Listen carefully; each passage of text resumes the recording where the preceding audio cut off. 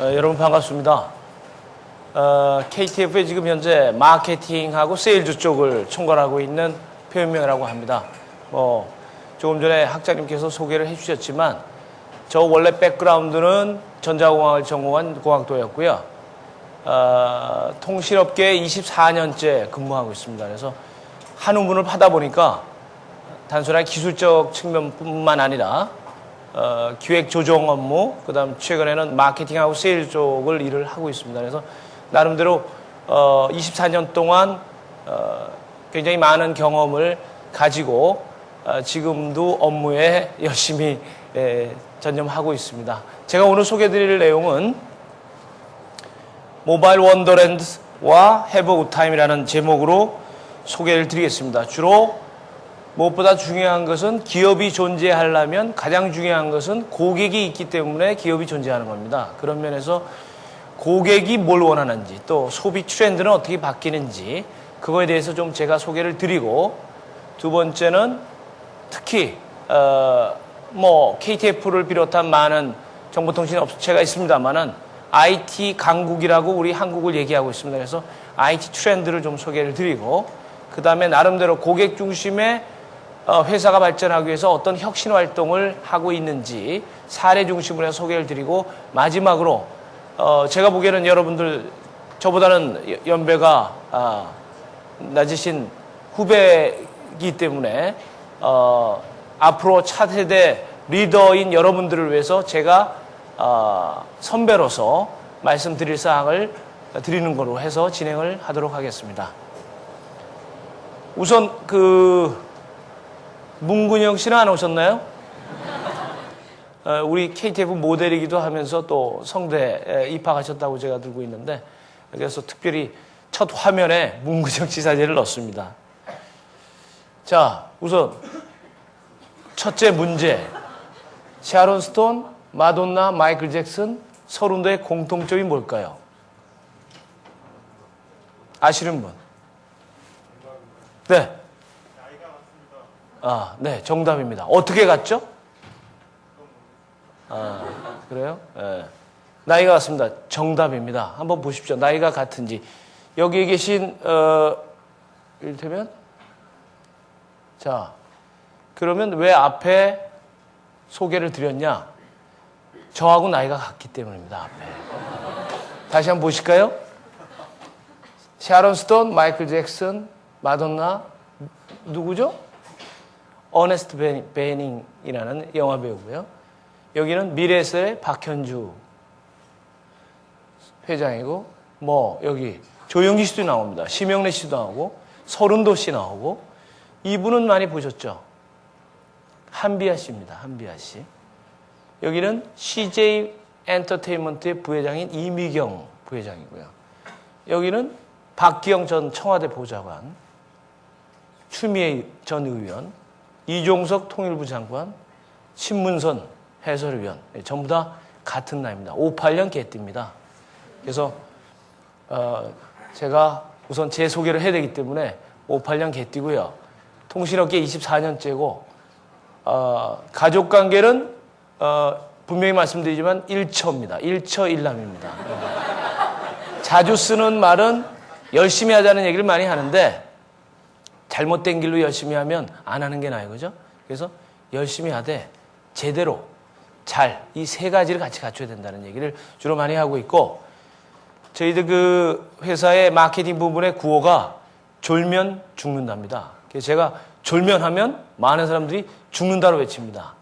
왜 그러냐? 진짜 무슨 전방의 초소장 얘기하는 게 아니라 깜빡하는 순간에 세상이 바뀌고 고객이 바뀌고 시장이 바뀌기 때문에 고객을 놓치지 말라는 거죠. 시장의 흐름을 놓치지 말라는 의미에서 졸면 죽는다는 말을 쓰고 있고요. 무엇보다 중요한 것은 직장 생활도 신나게 해야 좋습니다. 그래서 항상 제가 이메일을 보낼 때 맨 끝에 하는 게 오늘도 좋은 시간 되십시오, 또는 오늘도 신나게 즐기십시오. 이 말을 좋아합니다. 그리고 제가 한번 배운 거지만, 엔터테인먼트 과장이라는 것을 다니면서 배운 거지만, 나는 즐겁게 한다, 고로 존재한다. 이런 컨셉을 가지고 주로 직장 생활에 임하고 있습니다. 조금 전에 학자님께 소개를 해주셨지만 저는 전자통신연구원의 연구원으로 시작해서 KT에 15년 동안 있다가 2000년, 21세기 시작하는 2000년부터 KTF 와서 주로 그 기획조정실장 그리고 2003년 11월부터는 마케팅 쪽에 마케팅 부문장을 맡게 됐었습니다. 이 사진은 뭘까 다 아시겠죠? 아테네 올림픽 때 제가 성화 봉송하는 장면입니다. 자, 제가 아까 말씀드린 대로 소비 트렌드 어떻게 바뀌고 있는지, 이동통신 트렌드는 어떻게 변화하고 있는지, 그 다음 결국은 기업의 핵심에는 고객이 있는데 이 혁신만이 고객을 감동시킨 사례를 간단하게 소개를 드리고 고객 중심의 KTF 혁신 활동을 말씀드린 다음에 끝맺는 수로 하겠습니다. 오른쪽에 있는 그림, 공통점이 뭘까요? 누가 얘기 한번 해보시죠. 공통점 제가 말씀드리면 이거는 2004년도에 가장 히트한 2004년 흥행 1위 태극기 휘날리며 이거는 2005년도 웰컴 송막골 800만 돌파했습니다. 흥행 1위 영화입니다. 2006년도 아직까지 끝나지는 않았지만 현재 우리나라 역사상 가장 흥행을 거두었던 흥행 1위 왕의 남자입니다. 이것도 보세요. 매년 보면은 달라요. 고객들, 관객들이 원하는 바가 다릅니다. 그래서 이게 시장 트렌드도 굉장히 많이 바뀌고 있습니다. 여러분 잘 아시다시피 2004년도에 드라마, 가장 TV 드라마 중에 많이 떴던 드라마가 뭐라고 생각하십니까? 파리의 연인이 있었죠. 그죠?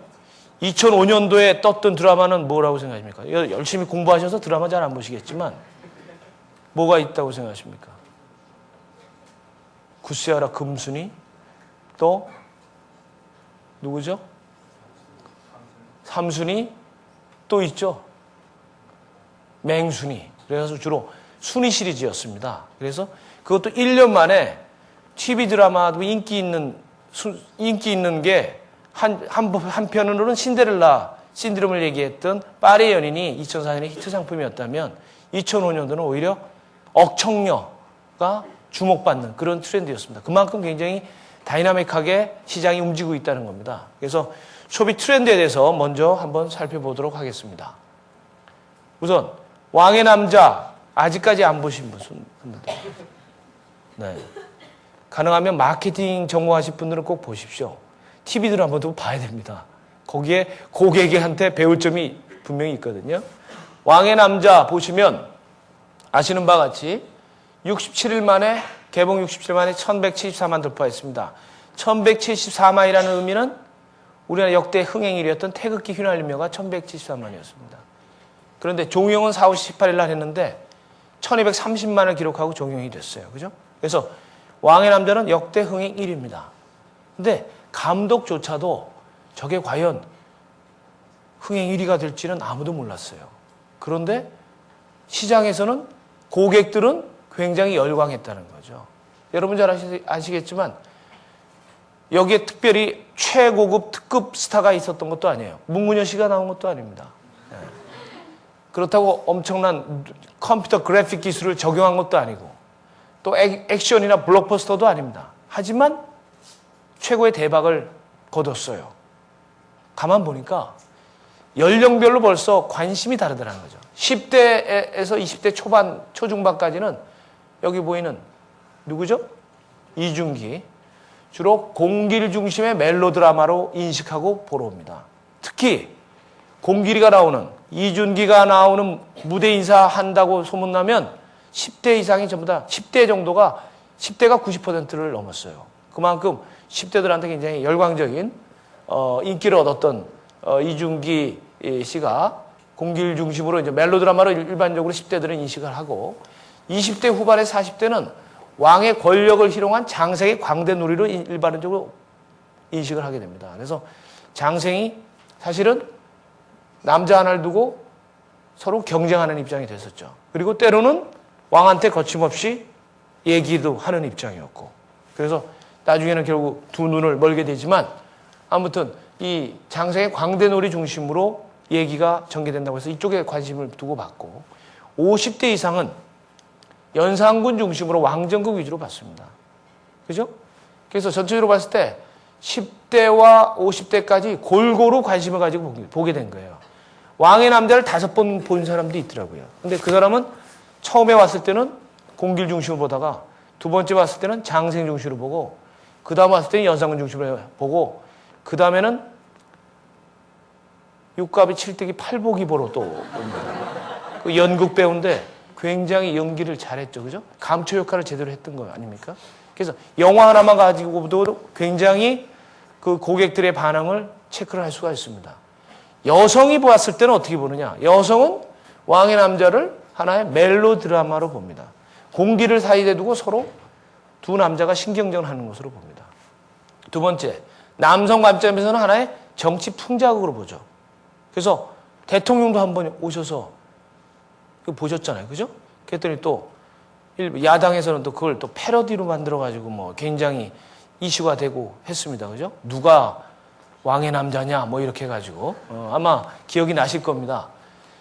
그래 보면 여러 세대 여러 계층 성별마다 각기 다른 감동을 선사했기 때문에 이 영화가 떴습니다. 하긴 이거하고 영화가 딱 비교는 안 됐습니다만은 작업의 정석이라는 게 있었어요. 그죠? 작업의 정석 보니까 10대 애들도 고등학교 애들도 시험 끝나면 작업? 나하고도 관련이 있어 보인단 말이지. 그러니까 10대 애들도 작업의 정석 보러 갑니다. 50대 아저씨 왠지 자기하고도 관련이 있을 것 같아서 또 보러 갑니다. 이게 계층이 폭이 넓습니다. 그죠? 그리 될 경우는 되게 저예산 영화도 성공한 사례가 많습니다. 이 전체적으로 봤을 때 그러면 어떻게 성공을 했느냐? 되게 성공하는 거에는 나름대로 그 성공 요소가 있더라 이거죠. 첫째, 굉장히 시나리오가 탄탄했다. 두 번째, 이중기 캐릭터. 굉장히 묘한 캐릭터인데 이게 굉장히 새롭게 각광을 받았다. 그 다음에 배우진 아까 육갑이 7대기 8복에 나오죠? 연극인 출신의 그 배우진이 연기력이 탄탄했다. 그 다음엔 동성애 시도를 했었죠. 그죠? 동성애, 여태까지는 굉장히 금기했던 동성애를 이슈로 만들어서 했는데 성공했습니다. 다만 만약에 동성애 쪽에 코드를 맞춰서 이 연상군과 장생이 굉장히 여기서 진한 러브씬이 나오는 그런 영화였다면 대박이 안 되죠. 그죠? 왜 그럴까요? 18세 이상이거든. 18세 이상이면 고객이 제한됩니다. 그렇기 때문에 그런 면에서 그걸 피해가면서 영화 보시면 무슨 일이 있었는지 추측은 상상하지만 확증은 안 보여요. 그죠? 그런 면에서 굉장히 얘기를 만들어낼 수 있는 드라마가 될 수 있는 그런 요소가 있었다는 거죠. 그래서 왕의 남자는 특히 연극이라고 해서 같이 어울려서 공연이 되기도 했습니다. 자, 한국의 대박 영화 특징을 한번 봤어요. 동아일보 이승재 기자가 한번 분석을 한 건데 감정선이 강하다는 겁니다. 한국 민족은 정에, 그놈의 정 때문에 그게 굉장히 정에 약한 부분이 있습니다. 그래서 이런 부분을 자세히 분석을 해봤더니 한국에서 흥행하는 작품의 공통점은 기막히게 웃기거나 심하게 울리거나 더럽게 무섭거나 이 세 가지가 짬뽕으로 섞여야 됩니다. 그래서 냉탕, 온탕 왔다 갔다 하면 굉장히 관객들이 반응이 있어요. 저는 지금 현재 마케팅을 맡다 보니까 광고도 저희가 진행을 하고 있는데 일주일에 한 번 또는 정 안 되면 2주에 한 번씩은 꼭 영화관에 갑니다. 주로 이제 주말에 여기서 가게 되는데 두 가지 목적 때문에 갑니다. 첫째는 저희들 광고를 영화관에서 틀잖아요. 그럼 제대로 나오는지 봐야죠. 그죠? 이거 돈을 들여서 큐시트 다 짜가지고 나오는데 영화관에서 제대로 트는지를 확인하러 가는 게 첫째. 두 번째는 그 영화를 보면서 관객의 반응을 체크합니다. 그래서 끝나고 나면 느낌이 와요. 아, 이건 되겠다. 이건 안 되겠다. 5분 내지 10분 간격으로 웃거나 울거나 이러면 그 영화는 대박입니다. 그죠? 투사부일체, 돈 많이 들이지도 않았는데 대박 됐죠. 그죠? 가문의 위기? 그것도 가문의 영광 2. 그것 잘 될까 했는데 굉장히 성공했습니다. 제작비는 적게 들었지만 성공한 사례입니다. 그래서 굉장히 영화도 우리나라 영화도 굉장히 많이 바뀌고 있다는 것을 느낍니다. 그래서 한국에서는 원초적인 감정을 자극해라. 그러면 흥행하는 영화가 될 거다. 이런 나름대로 현재까지의 공식이 있습니다. 자, 웰컴 투 동막골. 안 보신 분, 다 보셨을 것 같아서 제가 또 안 보신 분. 예. 마케팅 전공하시지는 않으시죠? 마케팅 전공하시면 꼭 보시라고 제가 말씀을 드리는 건데, 웰컴 동막걸 보시면 원래 웰컴 동막걸은 2002년도에 연극으로 원래 공연이 됐었습니다. 그래서 그것 또한 왕의 남자처럼 연극으로 먼저 나오는데 굉장히 시나리오가 탄탄했어요. 그래서 시나리오 측면에서는 다 인정을 받았던 상황이고, 두 번째는 맨날, 그러니까 연극에서는 전투나 전쟁 씬을 표현하기가 어렵지 않습니까? 그래서 되게 영화적으로 표현할 때는 연극은 장진 감독이라는 분이 연출을 하셨고, 영화는 박광현 감독한테 이제 메가톤을 남겨서 작업을 했는데, 맨 마지막에 굉장히 그 폭탄이 떨어지는 씬이 팬테스틱하게 표현을 했습니다. 근데 영화 전문가들은 저거 시사에 사전 나온 걸 보고 너무 오버하는 거 아니야? 이런 시각이 강했습니다. 하지만 실제 관객들의 반응은 너무나 감동적인 잊지 못할 명장면을 인식하더라는 거죠. 그래서 요즘은 영화 전문가도 영화가 성공할지 실패할지 예측하기 어려울 정도로 고객이 그 반응이 너무나 다양하기 때문에 따라가기가 쉽지 않을 정도입니다. 여러분들이 사실은 그 메인 고객이 되겠습니다만은. 두 번째는 기가 막히게 웃깁니다. 그죠? 여기에 강혜정 씨가 나왔습니다만은 제가 한번 읽어보겠습니다. 난 참 이상해. 숨도 안 막히고 이래 팔을 빨리 휘저으면 다리도 빨라짐이, 다리가 빨라지면 팔은 더 빨라짐이, 땅이 뒤로 막 지나감이, 난 참 빨라. 그죠? 강원도 말투를 쓰는데 강혜정 씨가 아주 묘한 분위기에 굉장히 연기를 잘했죠. 그리고 니들 서로 친구나? 뭐 이런 아주 재미나는 그런 강원도 말씨를 잘 살린 것이 아주 5분 내지 10분 간격으로 계속 웃음을 선사했습니다.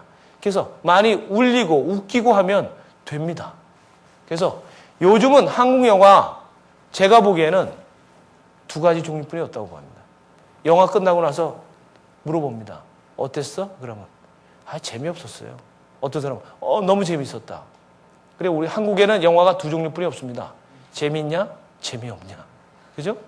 암만 블록버스터도 재미없으면 망합니다. 여러분 잘 아시다시피 태풍이라는 영화 있었죠. 그죠? 태풍? 원래 150억 제작비 들었다고 하지만 200억 들였습니다. 200억. 그런데 영화관은 그렇게 많이 잡았지만 실패했어요. 그죠? 오히려 왕의 남자는 영화관은 250개 정도 잡아가지고 했지만 관객의 반응이 좋았고 관객의 입소문이 좋아지다 보니까 오히려 영화관 스크린 수를 늘린 케이스죠. 그래서 블록버스터라고 성공하는 게 아니다. 반지의 제왕이 들어왔습니다만 한국에서만 1등 못한 거예요. 다 우리 한국 영화들이 1등을 했었으니까. 그만큼 굉장히 이쪽에서도 재미 요소가 굉장히 고객들한테 어필하는 거 아니냐. 야, 이거 분명히 소비자의 트렌드가 분명히 있다. 또 한국의 나름대로의 특징이 있다. 감성을 굉장히 중요시하는 거구나. 거기서 나름대로 느끼는 바가 있었습니다. 두 번째는 디자인 경영입니다. 여기 잘 아시는 바와 같이 이건희 회장이 했는데 0.6초에 고객을 잡아라. 아시는 바와 같이 매장 가면 딱 보면 바로 고객은 판단합니다. 그죠? 그래서 0.6초에 고객을 잡으려면 한번 찰나에 잡아야 되는데 그러려면 디자인이 중요하더라. 그래서 이건희 회장이 93년도에 신경영을 선포하고 이 96년에 뭘 했냐면 디자인 경영을 선포했습니다. 왜냐? 아시는 바와 같이 옛날에 삼성 제품이 외국의 백화점에 가봤자 저 구석에 먼지 쌓인 데 가 있었다는 거죠. 그죠? 그리고 제값받고 제값이 아니라 프리미엄 밸류를 인정받으려면 고객들은 디자인을 굉장히 중요시하더라. 그래서 삼성의 모든 제품의 디자인을 강화하자 해서 디자인 경영을 선포했고 작년에 이태리 밀라노에서 여기 보시면 이태리 밀라노에서 회의를 하고 있는 겁니다. 그죠? 그룹 회장, 여기 삼성전자, 애니콜의 이기태 총괄사장, 여기 뭐 디지털 미디어 최희성 사장, 여기 전부 다 어디가 있냐요? 밀라노 가구 박람회장입니다. 여기 가구회사 사장이에요. 그래서 밀라노가 디자인의 메카라고 얘기할 수 있으니까 거기서 그런 트렌드. 요즘은 휴대폰 디자인 하는데 단순하게 휴대폰만 쳐다봐가지고는 감이 안 생깁니다. 오히려 카 디자인 전문가도 만나서 아이디어 구하고 화장품 디자인하는 사람도 만나서 아이디어를 구해서 그거를 적용해야 시장에서 성공하는 사례들이 너무 많이 나옵니다. 그만큼 디자인이 중요하다는 거죠. 그리고 디자인이 중요하다는 얘기는 어떤 제품이든 디자인을 잘해서 성공시키면 가격을 비싸게 받아도 팔린다는 거죠. 굉장히 중요한 그 제품에 대한 가치를 더 높일 수 있다는 게 굉장히 중요한 포인트가 되겠습니다. 그래서 21세기는 이제는 디자인이 핵심 경쟁력으로 떠오르고 있습니다. 자, 누구죠? 애플의 스티브 잡스죠. 이분은 이노디자인의 김영세 사장입니다. 자, 이 사람 여기 보면 스티브 잡스가 디자이너입니까? 디자이너가 아니죠. 다만 여러분 아시는 아이팟을 만든 회사 사장이다 이거죠. 근데 디자인은 아니지만 디자인의 중요성을 누구보다도 잘 아는 CEO였다는 거죠. 그래서 여기 김영 사장 세계적인 디자인상을 거의 휩쓸다시피 많이 받았죠. 여러분 아시다시피 이게 레드닷 디자인 어워드라고 해서 독일의 디자인계 굉장히 가장 유명한 상입니다. 2005년에 받은 게 바로 이게 뭐죠?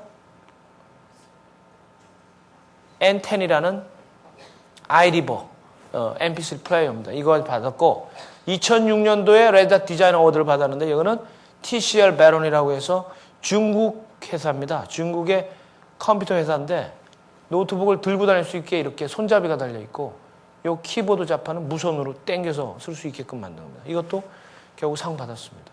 이거는 많이 얘기해 요즘 DMB 폰 있잖아요. 지상파 유성 DMB 폰인데 DMB 폰을 이렇게 가로보기로 하는 컨셉을 김영 사장이 아이디어를 낸 건데 아무튼 이제는 단순하게 디자이너로서 필요한 게 아니라 트렌드를 창조하는 이노베이터가 돼야 된다는 걸 주장을 하고 있고 실제 과거에 저도 기술 개발을 했습니다만은 과거에는 어떻게 했어요? 폰을 만들거나 하면 기술자들이 우선 전체적인 상품 계획을 해오고 만든 다음에 그 다음에 디자인 부서에 넘겨주면 디자인 부서에서 야 이걸 컬러를 이렇게 바꾸고 그 정도 하는 정도로 해서 끝났어요. 출시했는데 이제는 그렇게 하면 안 팔립니다. 지금은 어떻게 해요? 디자이너가 애초부터 고객이 뭘 원하는지 시장을 알아가지고 애초부터 이런 식으로 디자인을 해오면 기술자들은 꾸겨 넣습니다. 꾸겨 넣어. 여기에 맞춰서 꾸겨 넣어야 돼요. 못 꾸겨 넣으면 안 팔립니다.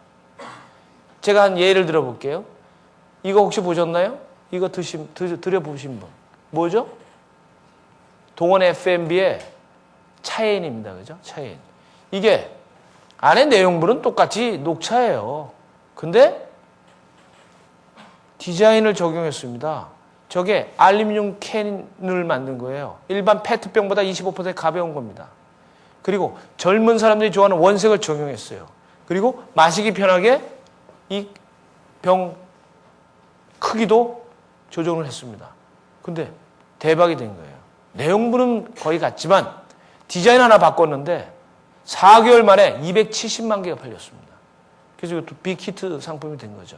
그래서 내용을 갖다도 디자인에 따라서 고객의 반응은 확실히 차이가 나더라. 그런 것을 하나의 사례로 제가 소개를 드렸습니다. 그래서 이노디자인의 김영 사장이 늘 얘기하는 게 뭐냐면 디지털과 디자인이 만나면 드림, 꿈을 이루는 거가 된다. 그래서 디자인 퍼스트, 아까 얘기했지만 let designer design, 디자이너가 디자인하고 then make engineer build that design입니다. 그러면 디자이너가 디자인하면 기술자는 꾸겨 넣습니다. 그게 디자인 퍼스트라는 정신인데 지금 실제 소비 시장에서 굉장히 중요한 트렌드로서 자리 잡고 있습니다. 디자인하니까 또 특히 남학생이 전지현 씨를 좋아할 것 같아서 전지현 사진을 넣습니다. 이게 제 가방에도 사실 제가 늘 들고 다니는데 뭔지 아시죠? 우리 제 가방에 있습니다. 근데 이게 뭐냐? 한번 우선 광고를 한번 보시고 하겠습니다. 조는 분은 아마 이거 보면 바로 남성분은 바로 깹니다.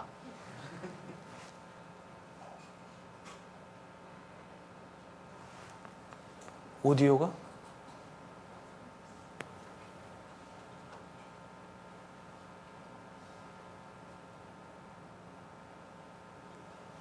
오디오 볼륨을 좀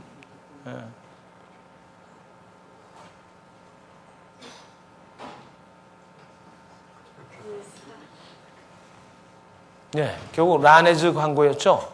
보시면 저게 어떻게 나왔냐. 자, 저게 졸다가 딱 봤더니 전전이 나왔다. 그럼 남성들은 바로 깹니다.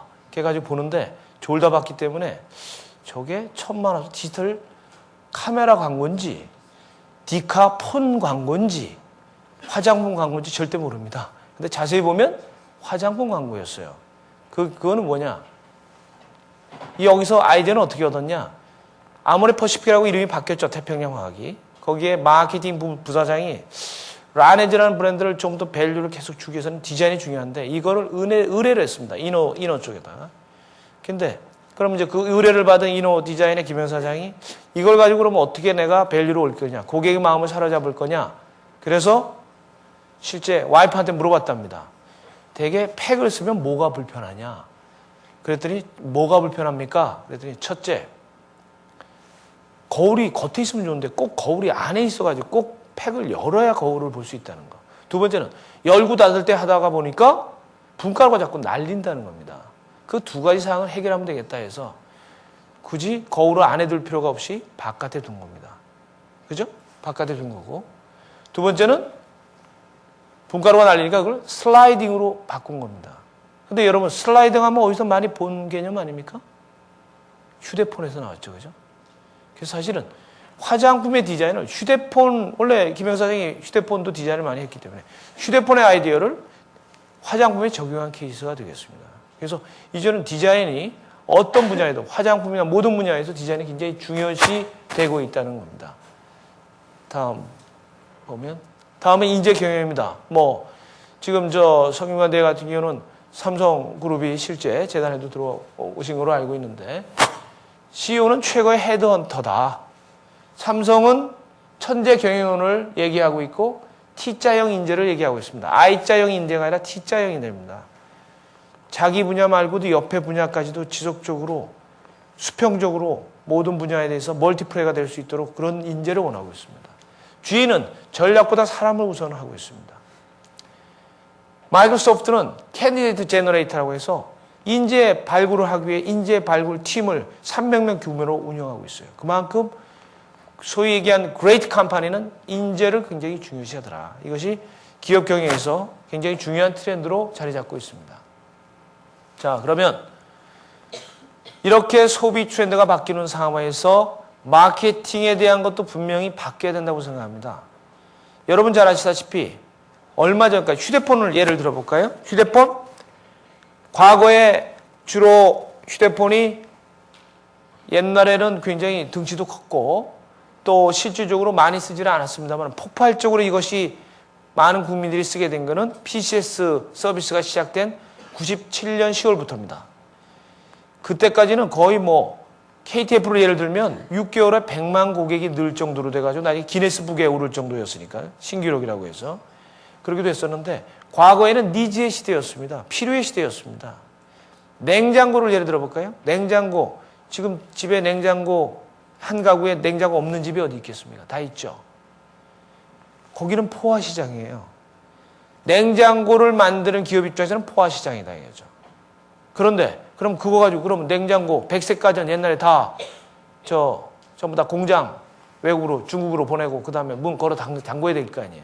그렇지만 뭐가 나왔어요? 고객은 과거에는 니즈의 시대였지만 지금은 디자이어 시대라는 거죠. 욕구, 욕망의 시대라는 거죠. 욕구, 욕망의 시대는 새로운 시장이 만들어집니다. 과거에 냉장고가 단순하게 일반적인 우리가 집에 있는 냉장고라면 욕망의 시대는 뭐예요? 투도어 냉장고가 나왔습니다. 그죠? 투도어 냉장고 가격이 비싸지만 새로운 시장이 있다는 거죠. 그래서 많은 고객들은 또 거기에 더 많은 돈을 지불하고 투도어 냉장고를 사고 있습니다. 이쪽은 오히려 레드오션이라면 이쪽은 오히려 블루오션으로 바뀌고 있는 거죠. 그럼 마케팅도 바뀌어야 된다는 거죠. 과거에 휴대폰이 계속 수요가 있을 때 지금 100명당 몇 명이 휴대폰을 갖고 있다고 생각하십니까? 한국은. 앞에 계신 분 혹시. 몇 대? 100명당 몇 대? 80명입니다. 100명당 80명이 휴대폰 갖고 있습니다. 우리나라 경우. 그만큼 이제 포화 시장이 됐는데 포화 시장이 됐을 때는 주로 뭐예요? 산업시대랍니다. 산업시대의 개념은 뭐냐면 대량 생산, 대량 유통, 대량 소비입니다. 표준화가 중요했거든요. 표준화가 중요했다는 것은 마케팅이 주로 기능 중심의 마케팅이었습니다. 그런데 지금은 유비쿼터스 시대에서는 디자이어 시대입니다. 다시 말해서 기본에 충실하되 뭔가 플러스 알파가 필요했습니다. 뭐가 필요하느냐? 디자이어 시대, 욕망의 시대에는 결국은 중요한 게 감성, 감각, 체험, 펀 마케팅이 중요해지라는 거죠. 그래서 마케팅 트렌드 또한 과거의 기능 중심보다는 이제는 개개인의 차별화된 가치를 주기 위해서 새로운 감성, 감각, 체험, 펀 마케팅으로 트렌드가 바뀌고 있다는 겁니다. 다음은 소비 트렌드에 대해서 제가 전반적으로 한번 살펴봤고요. 이동통신 트렌드에서 한번 살펴보겠습니다. 자, 제가 조금 전에 질문을 드렸습니다만 우리나라 휴대폰 사용자 수는 100명당 80명이 휴대폰을 쓰고 있습니다. 하다못해 여기는 강아지까지 지금 휴대폰을 쓰고 있는 상황이 되겠습니다. 그럼 얼마나 연령별로 얼마나 보급이 되느냐 한번 살펴보겠습니다. 거의 3, 40대는 99, 100%입니다. 그죠? 아직까지 시장이 더 있다면 10대 시장과 60대 시장, 50대 좀 있고요. 이 나머지 시장이 좀 있고 전반적으로 이 시장은 폴이 2개 있는 분들도 계실 정도로 거의 포화 상태에 있습니다.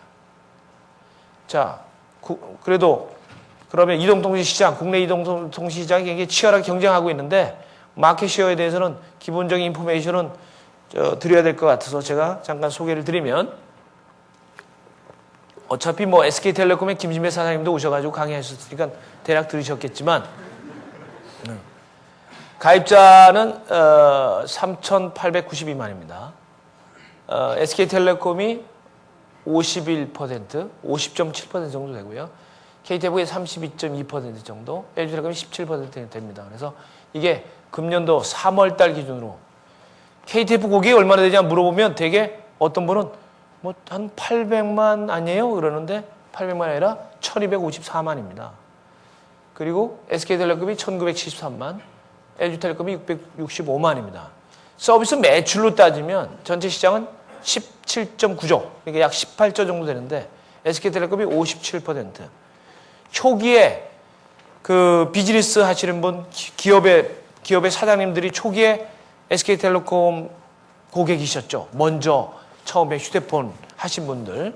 그래서 그분들이 많다 보니까 57% 쓰고 KTF가 28% 매출 포션이고 LG텔레콤이 15%입니다. 그래서 SK텔레콤이 전체 서비스 매출이 10조를 조금 10조 2천억, KTF가 5조, 그 다음에 LG텔레콤이 2조 7천억 정도 되고 있습니다.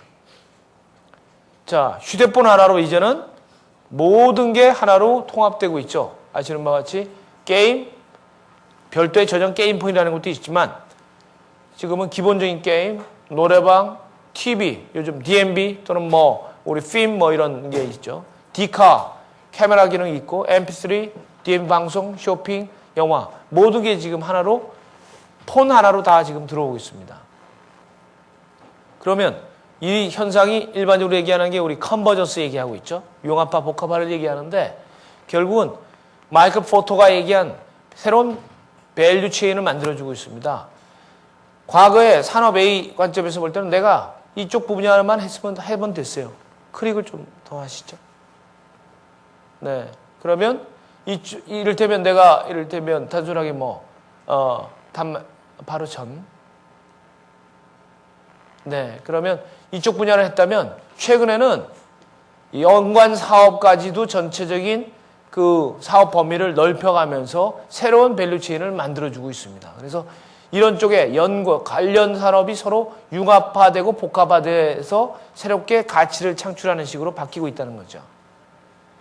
자, 실제 컨텐츠도 음성, 데이터, 영상이라고 하면 각기 따로 놀았고 통신망도 유선, 무선, 그다음 방송 다 별도의 네트워크가 있었죠.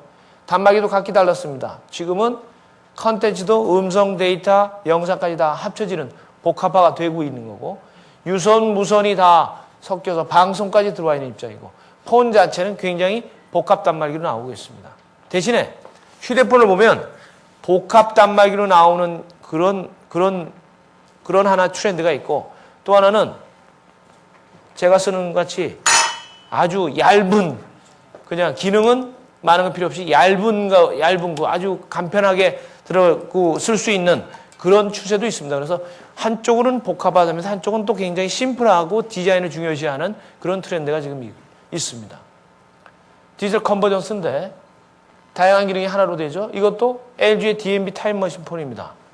통화되고 DMB 되고 녹화 기능이 있습니다. 삼성 미니캡 포토, 디카 되고 MP3 되고 캠코더 되고 DMB 됩니다. 여러분 잘 아시는 애플의 아이팟 나노입니다. 그리고 5세대인데 게임 되고 음악 되고 영화 되고 뮤직 다 됩니다. 그래서 요즘은 폰 하나로 모든 기능을 수용하는 형태로 컨버전스가 되고 있다는 거 여러분 잘 아실 거라고 봅니다. 자, 지상파 DMB 사실 굉장히 논란이 있었습니다만 금년 1월부터 지상파 DMB 무료로, 컨텐츠는 무료로죠. 휴대폰 하나 사면 TV가 공짜인 거죠. 사실은 하나 더 들어온 거니까. 그래서 주로 뭐 국내에서 삼성, LG, 펜텍, 큐이텔 쪽에서 이런 DMB 폰을 출시를 하고 있고, 실제 실시간 TV 완전 무료라는 컨셉으로 해서 굉장히 지금 현재는 지상파 DMB 폰 팔리는 데 수가 지금 누적 한 20만 정도 됩니다. 그리고 요즘은 폰 기능 없이 차량에다가 붙여서 지상파 DMB 보는 그런 거까지 하면 오히려 위성 DMB보다 지상파 DMB 숫자가 더 많죠, 지금. 그래서 지금 시장이 위성 DMB하고 지상파 DMB하고 싸움인데 굉장히 그 양상이 많이 바뀌어가고 있습니다. 휴대폰 조금 전에 했지만 아까도 얘기했죠. 복합화되면서 또 한편으로는 디자인을 중요시하고 간편한 걸 중요시합니다. 그래서 가장 얇은 요즘 7mm짜리도 지금 출시가 되고 있고요. 그 다음에 이제 중요시한 거는 글로벌라이제이션이 되면서 해외 출장이 잦습니다, 비즈니스들. 그러니까 이제는 내가 쓰던 폰 가지고 전 세계가 다 됐으면 좋겠다. 지금은 우리가 일반적으로 자동 로밍이라는 게 어디가 돼요? 주로 아시아 국가, 그 다음에 미국 정도 되는 건데 유럽 가면 또 안 된단 말이에요. 그래서 요즘 폰 만들 때 어떻게 만드느냐? 전 세계 82개 국가를 다 될 수 있게끔 내가 쓰던 폰 들고 나와서 유럽이든 아프리카든 다 될 수 있는 폰을 또 개발하고 있습니다. 그래서 그런 폰들이 출시되고 있습니다. 그래서 광고 보셨잖아요. 그죠? 청담동으로 올래? 그러니까 네가 와라. 유럽으로. 이런 그런 광고도 나왔었습니다. 자, 통신망 아까 네트워크 얘기했는데 휴대폰 단말기기도 복합화되지만 네트워크도 굉장히 지금은 서로 지금 컨버지가 되고 있습니다. 그래서 일반적으로 지금 한국에서 제가 쓰는 폰 같은 경우는 지금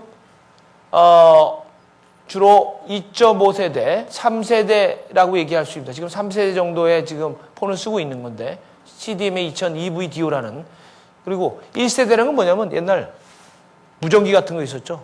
애널로그 방식을 얘기합니다. 2세대는 CDMA 초기에 서비스 했을 때 주로 96년, 97년 얘기고요.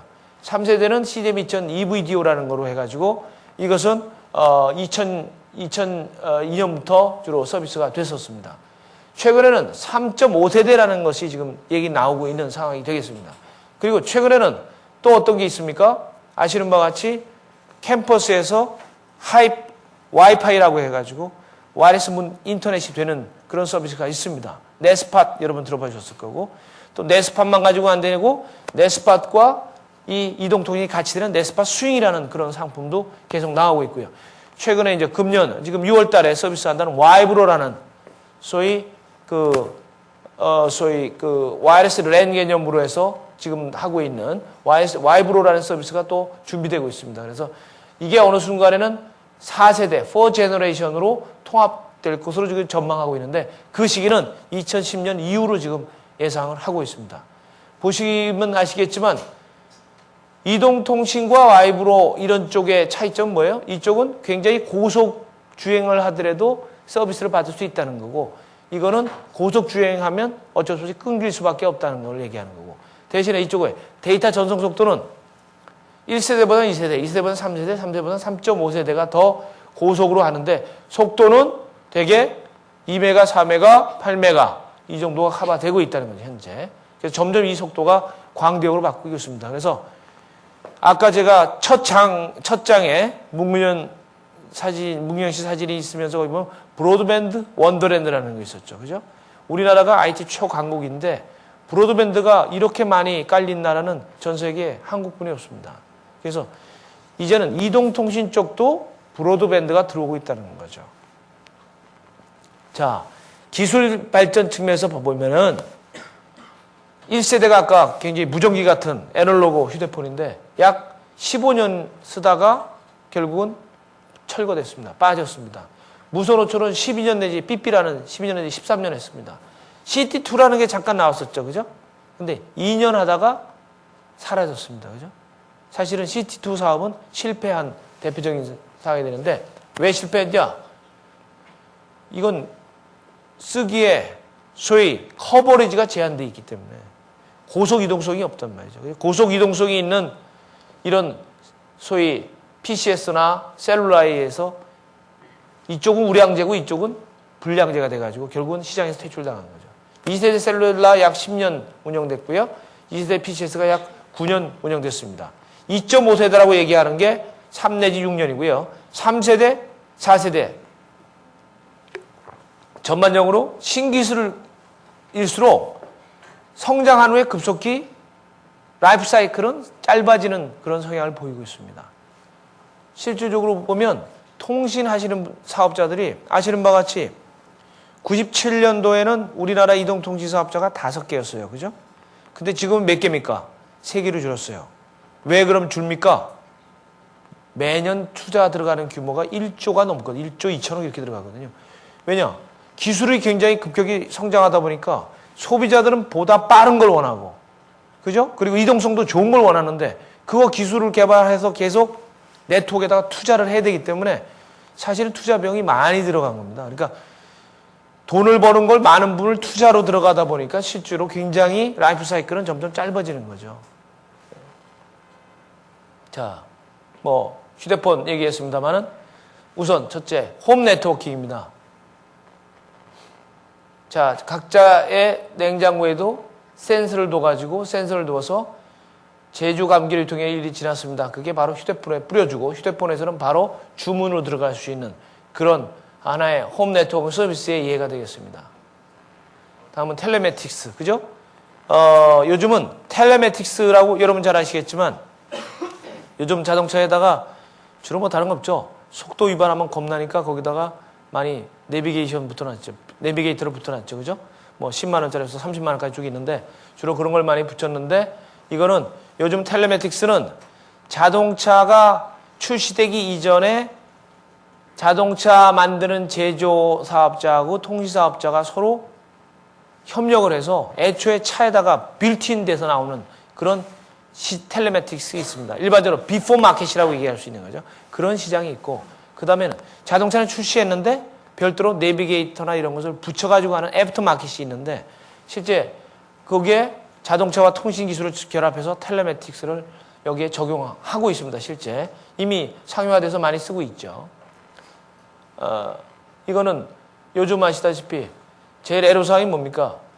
이런 폰이나 PDA가 없으면 어쩔 수 없이 애로사항이 있을 때 여러분 혹시 영화관에 가는데 차를 파킹했죠? 근데 지하 공간인데 파킹하기 굉장히 쉽지 않았어요. 파킹했습니다. 근데 나중에 영화 끝나고 다시 내 차 찾으러 굉장히 헤매신 경험이 많이 있을 겁니다. 그럴 때 어떡하십니까? 네. 뭐 Q5 이렇게 적어 놓으십니까? 잘 안 하세요? 차가 없으시다는 얘기인가요? 그럴 경우에 저 같은 경우는 어떻게 하냐? 저는 이 PD에는 안 갖고 다니니까 그럴 때는 카메라 폰을 꺼내가지고 Q5 그냥 찍어버립니다. 그러면 나중에 확인하고 오면 되니까 그것도 하나의 좋은 생활의 지혜가 될까 싶어서 소개를 드렸고요. 앞으로 지금 이루어진 것은 이 자동차를 어디다 파킹했는지를 GPS가 작동해서 위치 정보를 뿌려줘서 바로 찾을 수 있는 그런 상황이 되고 있습니다. 다음은 핫코드인데 여러분 아시다시피 제가 이따가 한번 보여드리겠습니다만은 어디다 적용했냐? 제 명함에는 이 코드가 있습니다. 그래서 그 명함을 받으면 제가 아침마다 아무래도 일주일에 한두 번 조찬 모임이 있으면 서로 비즈니스 하는 입장에서 서로 인사하고 명함 교환을 하죠. 명함 교환했는데 그게 한 50장 받았다. 회사 오면 이게 얼굴하고 매칭이 잘 안 됩니다. 그죠? 그럴 때 이 핫코드라는 것을 명함에다 붙여놓으면 저걸 휴대폰으로 갖다 대면 사진이 뜨게 돼 있죠. 그래서 사진 명함으로서 활용할 수 있는 건데 저 아이디어를 요즘 와인들 좋아하시잖아요. 그죠? 아마 작업할 때도 와인이 굉장히 필요하다고 많이들 얘기하는데 이 와인 좋아하시는데 와인에 대해서 잘 모른단 말이죠.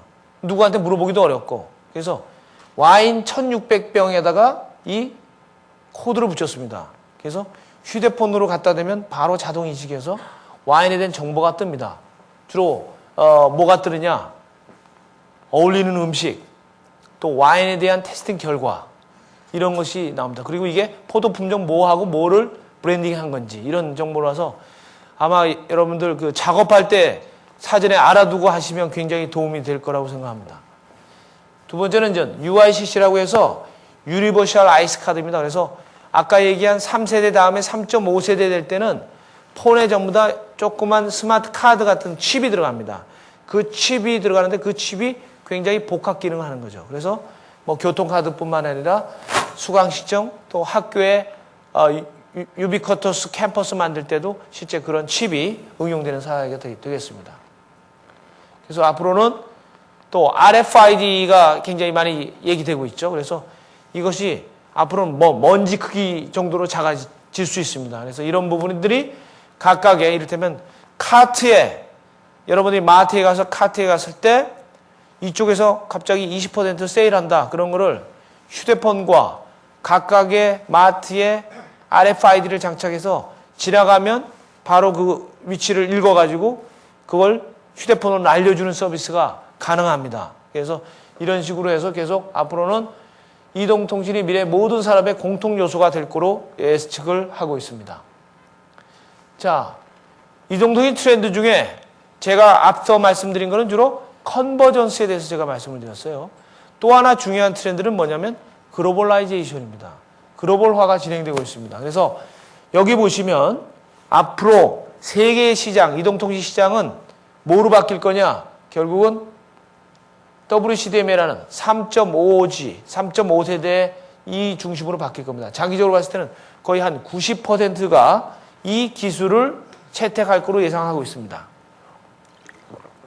그리고 무선 인터넷 쪽에서는 아까 제가 말씀드린 와이파이, 주로 네스팍 같은 걸 얘기하는 거죠. 그 다음 와이브로, 와이맥스 이런 것이 활성화될 거고요. 방송 플랫폼은 지상파 DMB, 위성 DMB, DVB-H라고 해서 유럽의 표준입니다. 또 미디어 플로우 이런 쪽으로 해가지고 서로 지금 치열하게 표준 선점을 하기 위해서 시장을 장악하기 위해서 지금 치열하게 경쟁을 하고 있는 입장입니다. 자, 그 다음에는 통신사업자들이 국내 시장만 있는 게 아니라 세계 진출을 모색을 하고 있습니다. 그래서 대표적으로 세계에서 가장 이동통신을 큰 규모로 하고 있는 데가 바로 보다폰이 되겠습니다. 보다폰은 지금 이쪽에 아프리카, 유럽, 그 다음에 남미 이런 쪽까지 적극적으로 진출을 하고 있고요. 실제 보다폰은 일본에도 진출을 했습니다만 최근에 손정희 회장이 보다폰 지분을 인수해서 이제 보다폰이 빠지는 상황이 됐죠. NTT 도코모라는 일본에서 5천만 고객을 갖고 있는 일본 최대 이동통신 사업자입니다. 이동사업자도 굉장히 세계 진출을 노력을 많이 하고 있고 KTF 또한 국내에만 머무는 게 아니라 주로 아시아권에 저희들이 만든 기술과 또 솔루션 또 기타 전체적인 네트워크에 관련된 컨설팅 그런 비즈니스를 진행을 하고 있습니다. 그 다음에 또 특징은 글로벌라이제이션이 되면서 전 세계적으로 이제는 이합 집산이 활성화되고 있습니다. 왜 그런 거 아니? 아까 얘기한 WCDMA라고 3.5세대 서비스가 시작이 되면서부터는 전 세계가 같은 주파수를 쓰기 때문에 이제는 해외 나갈 때 자기 폰 그대로 들고 나갈 수가 있습니다. 그대로 편하게 쓸 수 있기 때문에 이제는 나라마다 가는데 아직까지는 로밍 할 때 로밍 그 사용 요금이 아직까지는 소비자 입장에서는 부담스러울 때가 있습니다. 국내 통화료보다는 훨씬 비싸기 때문에. 왜냐하면 그 나라의 시설을 쓰는 거기 때문에 그 나라에서 굉장히 비싸게 받습니다.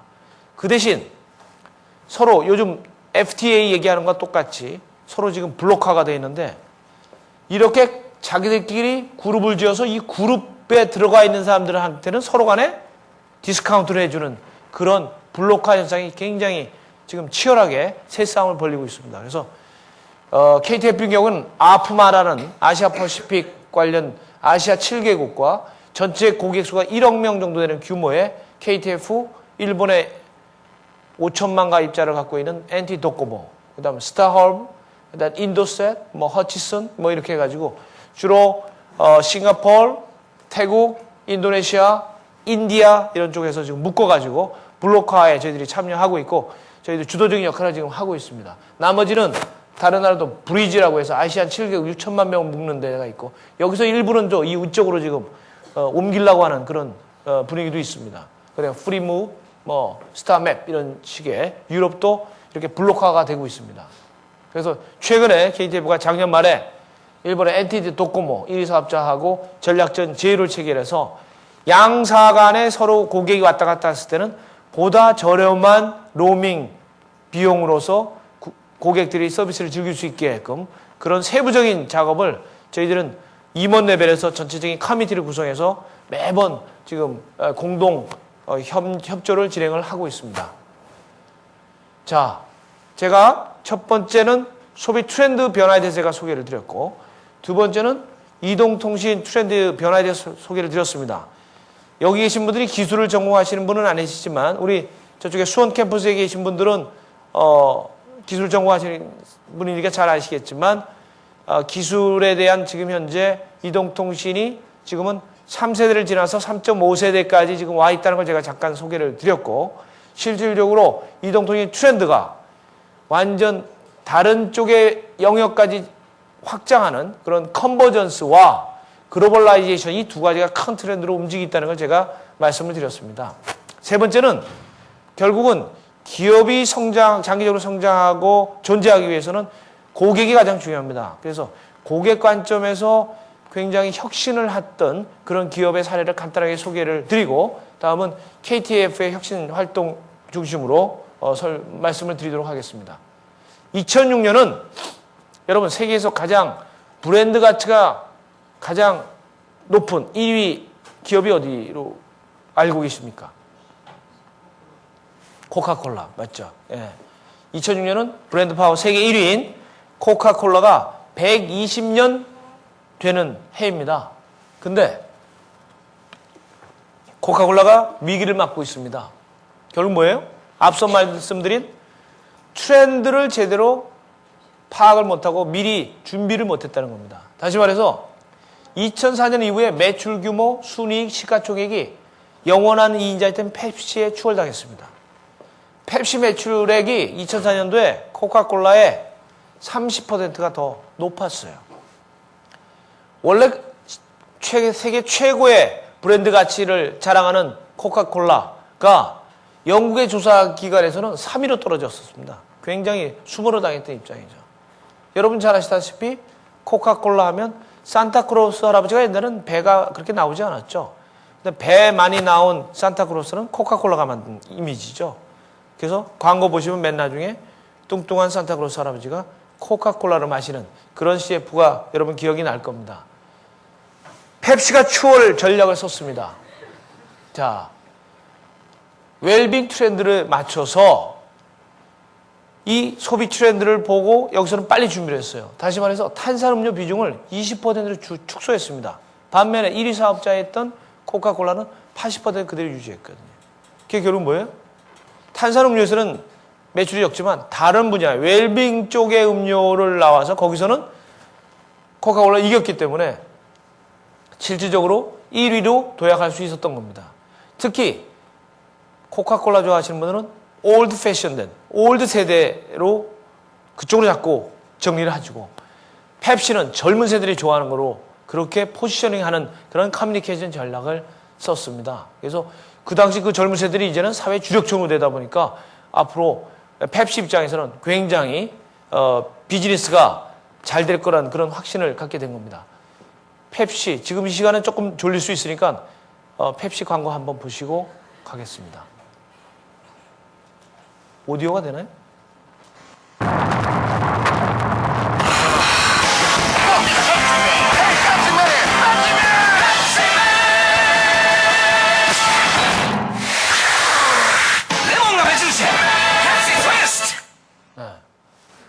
잠 깨셨죠? 펩시맨 광고였습니다. 그래서 지금은 그 120년이나 됐던 코카콜라가 지금 펩시한테 추월을 당했고, 그래서 요즘 코카콜라도 굉장히 내부적으로 혁신하는 활동을 지속적으로 전개하고 있습니다. 자, 그거는 뭐 굉장히 브랜드 가치가 세계 최고 수준인 코카콜라하고 비교를 해봤고요. 그러면 아직 작지만 그래도 고객 중심으로 혁신한 성공 사례, 여러분 잘 아시다시피 민들레 영토도 있고, 그죠? 또 여기 이영석 사장, 총각내 야채 가게가 있습니다. 그죠? 총각내 야채 가게 이영석 사장의 말을 빌면 대치동에 지금도 있거든요. 저도 자주 가서 많이 우리 또 벤치마킹 하기 위해서 자주 갑니다.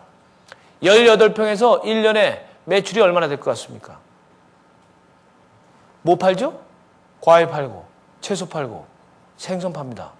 근데 생선 파는데 생선 냉동고는 없습니다. 그죠? 그날 생선 갖고 오면 바로 팝니다. 그죠? 18평에서 연간 매출이 80억입니다. 그러면 평당 세계 최고의 매출을 올리는 데입니다. 그죠? 아이템은 채소 팔고, 과일 팔고, 생선 파는데, 근데 거기서 뭐 가지고 성공했느냐? 아시는 바와 같이 감성 마케팅을 성공하는데, 아줌마들이 누굴 좋아해요? 총각을 좋아합니다. 그래서 절대 아줌마들한테 아줌마라고 얘기를 안 해요. 주부들한테 오면 어머니 또는 누님으로 얘기합니다. 그죠? 그리고 한 친구는 돌아가는 정보를 그 아파트 군내 모든 정보를 다 수집해가지고 다 합니다. 어머니 축하드립니다. 이번에 따님 대학 가셨더만요. 축하합니다. 제가 축하 기념으로 딸기 한 봉지 선물 드리겠습니다. 그죠? 그럼 나중에 아줌마가 너무 기분 좋아가지고 사과 한 상자 살 거 두 상자 사갖고 합니다. 그죠? 그래서 그런 식으로 접근하는 게 굉장히 성공했다. 또 여기 뭐 민들레 민토의 지승용 소장 늘 얘기하시지만 착각을 받는 게 아니라 문화비로 받고, 그죠? 저분은 뭐예요? 옛날에 2천만 원 가지고 시작했죠. 옛날에 대치동에서 가래떡 팔았다는 거죠. 그거 가지고 팔아서 신촌 이대 앞에서 무허가로 가기 시작했는데 맨날 내가 사업 구상한다고 소위 얘기해서 다방에 들어가면 거기서 한 5시간 개기였을 거 아닙니까? 그죠? 구상한다고 그러면 괜히 청소한다고 이 긴 걸레 가지고 와가지고 툭툭 치고 지나가고 빨리 나가라는 거죠. 그죠? 거기서 자기는 비즈니스 하면 난 이렇게 안 하겠다. 나는 어머니의 사랑을 팔겠다. 그래서 어머니의 사랑, 마더 마케팅을 해가지고 성공한 사례가 되겠습니다. 그래서 특히 고객한테 고객이 느끼는 품질 굉장히 여기에 신경을 썼습니다. 그리고 무엇보다 중요한 것은 CEO의 열정과 에너지가 무엇보다 중요했습니다. 이영석 총각내 야채 가게의 이영석 사장이 생각해 보십시오. 돈 많이 벌었는데 지금쯤은 좀 쉬고 싶겠죠. 그런데 지금도 새벽 1시에 일어나서 2시에까지 가락시장에 갑니다. 그죠? 엄청난 거죠. 지승용 소장도 4시에 가게 문을 오픈한 적도 있습니다. 그만큼 CEO의 열정, 에너지가 굉장히 중요하다. 이 삼박자가 되면 결국은 고객은 감동해서 그 회사나 그 기업을 찾을 수밖에 없다는 거죠. 자, 그래서 고객 중심으로 혁신하자는 것은 조그만 기업의 사례도 있고 코카콜라가 펩시한테 진 사례도 있습니다만은 여러분이 잘 아시는 빌 게이츠, 마이크로소프트의 빌 게이츠, 세계 최고의 부자가 빌 게이츠죠. 그죠?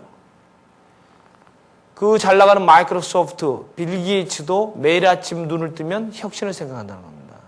그래서 매일 아침 눈을 뜨는 순간 혁신을 생각하라. 자, 위기는 한 번에 끝나는 것이 아니라 우리 같은 경우는 그때와 같은 위기가 3, 4년에 한 번꼴로 반복된다. 극단적인 경우에는 1년에 우리도 망할 수 있다. 매일 아침 눈을 뜨는 순간 혁신을 생각하는 이유다. 그래서 요즘 기업이 굿 컴퍼니면 굿 투 그레이트, 그레이트 컴퍼니로 발전하기 위해서는 잘 나갈수록 매속 혁신해야 됩니다. 여러분 잘 아시는 여러분 삼성그룹하고 관련이 우리 성대는 관련이 많습니다만 삼성도 그렇잖아요. 그죠? 잘 나갈수록 또 앞으로 미래 10년, 20년 먹고 갈 걸 또 지금 발굴하고 찾고 수종사업, 미래 수종사업을 찾는 노력하고 있잖아요. 잘 나갈수록 조심해야 되고, 그죠? 그런 사항들이 실제 그레이트 컴퍼니들이 늘 갖고 있는 공통점이라고 얘기할 수 있겠습니다. 자, 그러면 이런 소비 트렌드, 또 정보통신 트렌드, 이동통신 트렌드, 거기에 이렇게 또 작지만 강한 기업, 또 큰 기업이지만 더 훌륭한 기업이 되기 위해서 노력하는 이런 모습을 보고 KTF도 아직까지는 많은 부분이 부족합니다만은 뭔가 우리도 내부 혁신을 해야 되겠다 해서 혁신하는 작업을 여러분 잘 아시다시피 Have a good time, 고객에게 즐거움을 드린다는 컨셉으로 해서 이들이 새롭게 시작을 하는 그런 여러 가지 활동을 전개하고 있습니다. 그래서 아직까지는 미흡하지만 하나의 지금까지 진행하는 과정이라고 보시고 사례를 들어서 간단하게 설명을 드리도록 하겠습니다. 우선 중요한 것은 업의 본질입니다. KTF의 업의 본질이 뭐냐? 업의 본질에 대해서 먼저 생각해 볼 필요가 있다고 봅니다. 업의 본질을 회사 입장에서 생각하는 게 아니라 고객 입장에서 생각해야 된다는 겁니다. 다시 말해서 화장품 회사 입장에서는 업의 본질이 뭐냐? 단순하게 화장품 판매업이 아니라 여성에게 희망을 주는 업이라는 거죠. 고객이 사는 거는 단순하게 화장품 프로덕트를 사는 게 아니라 예뻐질 수 있다는 희망을 산다는 거죠. 여러분들 술 좋아하시죠? 주류 판매 기업 스트레스 해소업입니다.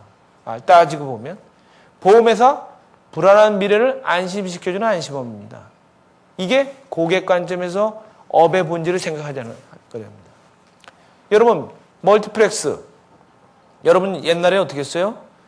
서울 같은 경우 여기 가까운 종로통에 보면 명보극장, 중앙극장, 스카라, 허리우드, 단성사 있었죠. 제가 58년 개띠면 제가 학번은 77학번입니다.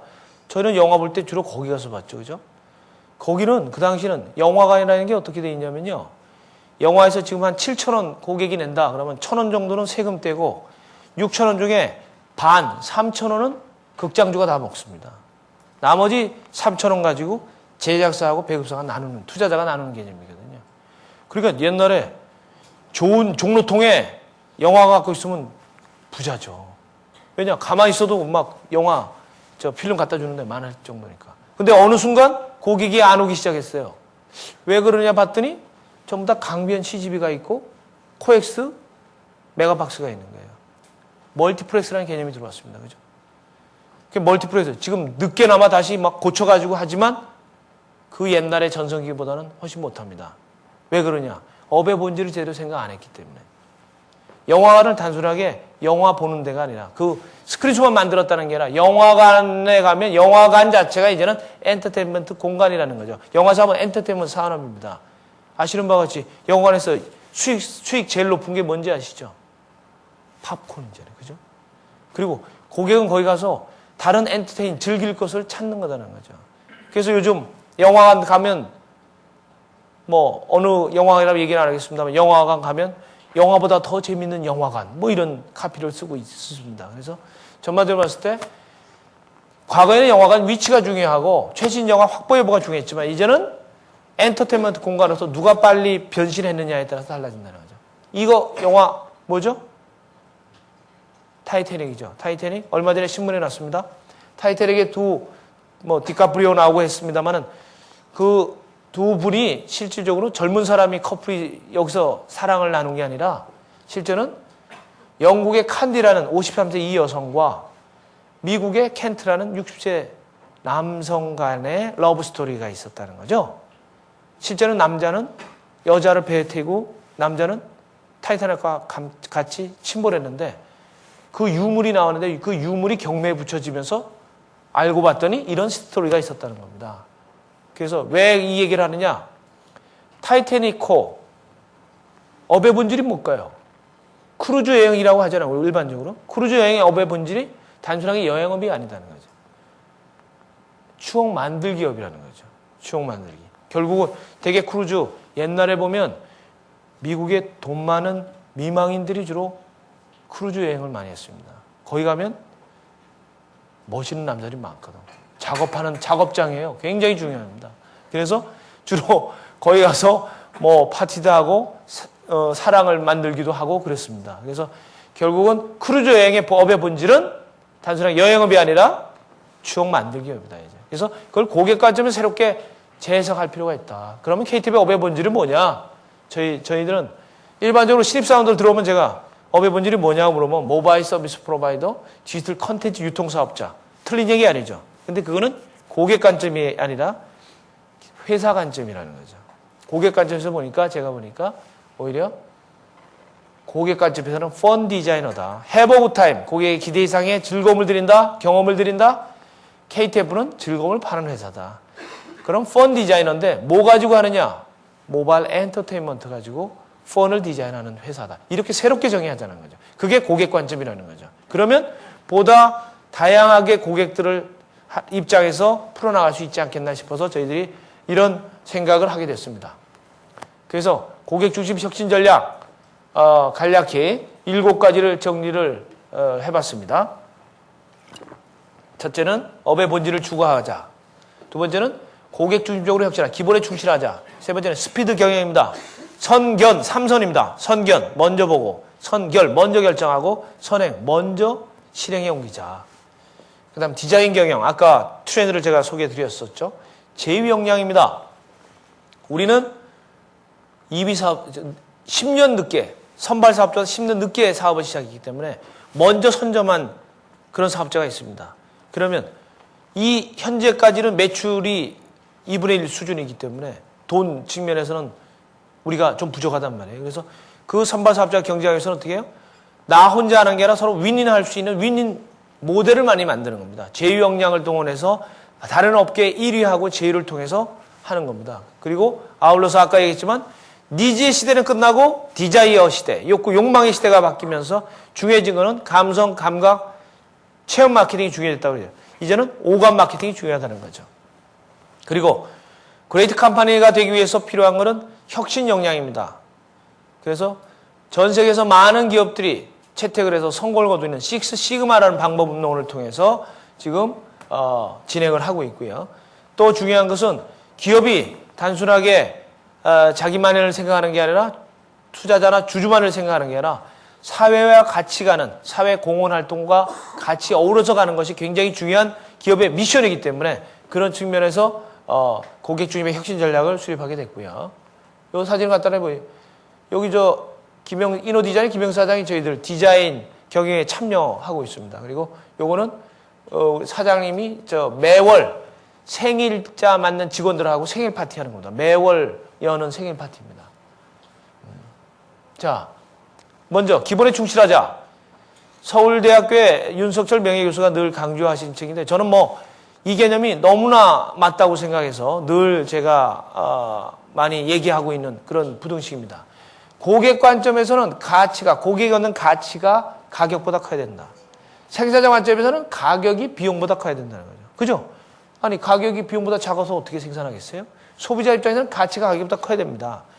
내가 지불할 만한 가치가 있다면 돈을 1억을 주고도 산다는 거죠. 여러분 잘 아시다시피 프라다 왜 삽니까? 프라다 제품을. 루이비통 왜 삽니까? 지불할 만한 가치가 있으니까 하잖아요. 지금도 파리 시내에 가면은 루이비통 매장에 한국인, 일본인 할 거 없습니다. 그죠? 아르바이트 돈 내가 얼마 줄 테니까 줄 서서 하나 더 사길 바라잖아요. 그죠? 그러니까 밸류와 고객에 주는 가치가 크니까 가격은 아무리 비싸더라도 산다는 거죠. 그래서 그런 면에서 가치가 가격보다 큰다. 이 두 가지 부등식을 만족하는 가치가 가격보다 크고 가격이 비용보다 크는 이것이 바로 기업의 생존 부등식이라는 거죠. 그래서 고객이 있는 가치에서 가격을 빼면 고객이 얻는 혜택이라는 겁니다. 그래서 이게 실제 제가 사례를 예를 들어봤더니 삼성전자가 주가가 7배 뛰었을 때 14배 뛴 기업이 있답니다. 여러분 어디라고 생각하세요? 농심이 있었습니다. 농심. 농심은 뭐가 유명하죠? 신라면이죠. 아시아권에서는 신라면에서 요즘은 신라면 배 바둑대회 이런 것도 많이 있어요. 그래서 신라면이 떴는데 신라면의 지금 가격이 아마 소비자 가격이 컵라면 보면 얼마인지 아세요? 많이 드셨으니까 아실 텐데 650원 정도 제가 얼마 전에 본 거 650원 정도 되는데 너무 잘 팔리니까 야 이거를 가격을 좀 올려볼까? 올려도 고객이 느끼는 가치가 더 크면 충분히 살 거 아니냐. 그래서 내부적으로 한번 테스트를 해봤다는 거예요. 1,000원 정도 하면 살까 안 살까? 결론적으로는 기분은 나쁘지만 소비자들은 사 먹겠다는 겁니다. 왜 그러냐 그랬더니 우선 신라면이 기본적으로 한 끼를 제대로 때울 수 있다는 거. 라면이기 때문에 기본적으로 다른 반찬 없이. 두 번째는 한국이 좋아하는 게 얼큰한 맛인데 얼큰한 맛을 다른 거에서 찾아보려니까 육개장을 먹어야 되는 육개장을 5,000원 정도 한다 이거죠. 그래서 그럼 1,000원? 올린다니까 기분 나쁘지만 그래도 먹겠다. 그렇다고 올린 건 아닙니다. 다만 고객의 반응을 조사를 했다는 겁니다. 그래서 실제 보니까 여기서 그러면 가치가 뭐예요? 신라면? 미니멈 1,000원은 낸다고 봅니다. 가격이 650원이다. 1,000원 빼기 650원. 350원은 고객이 느끼는 혜택이라는 거죠. 고객의 혜택이 플러스가 되면 고객은 재구매로 연결한다는 거죠. 그래서 굉장히 저는 기업이 있어서 가장 중요한 거다. 기업이 맨날 원가 경쟁력을 얘기합니다. 원가 경쟁력, 과거의 패러다임은 비용 줄이자는 거예요. 근데 비용만 줄여가지고는 이 시대에서 경쟁해서 이겨낼 수 없습니다. 브루오션 여러분 많이 얘기하잖아요. 브루오션 전략의 핵심은 가격은 코스트 다운, 밸류 업입니다. 이 두 가지를 같이 하자는 겁니다. 같이 하면 가격은 레인지가 넓어지죠. 비싸게 팔아도 고객 입장에서 밸류가 있다고 인정하면 지불할 만한 가치가 있다고 보면 고객은 산다는 거죠. 그래서 그게 바로 블루오션 전략의 핵심 중에 하나 아니냐 이렇게 생각하고 있습니다. 자, 스피드 경영입니다. 스피드 경영하려면 평상시 얘기를 커뮤니케이션 잘해야 돼요. 그래서 저 같은 경우 한 사례를 들면 우리는 한 달에 한 번씩 팀장하고 임원 미팅을 마케팅 부문 임원할 때는 우리는 회사 앞에 찜질방에서 모입니다. 아침 7시부터 9시까지. 찜질방 하면 좋잖아요. 그죠? 홀딱 벗고 들어가서 편하게 옆에 사람하고 얘기할 수 있고 그 다음에 식사하면서 식사를 해봤자 뭐 미역국이나 뭐 아니면 순두부백반 먹지만 먹으면서 이슈 하나를 정해가지고 그걸 자유롭게 토론을 합니다. 그래서 여기 토론하고 뭐 얘기하는 그런 장면이 되는데 굉장히 이게 좋은 우리 팀장들이 새로운 아이디어를 내는 거 하는데 굉장히 좋았습니다. 두 번째는 오디트라는 게 있습니다. 저희들 마케팅 부분 내 오렌지 드림 팀이라고 해서 주로 신입사원들의 아이디어가 굉장히 참신하거든요.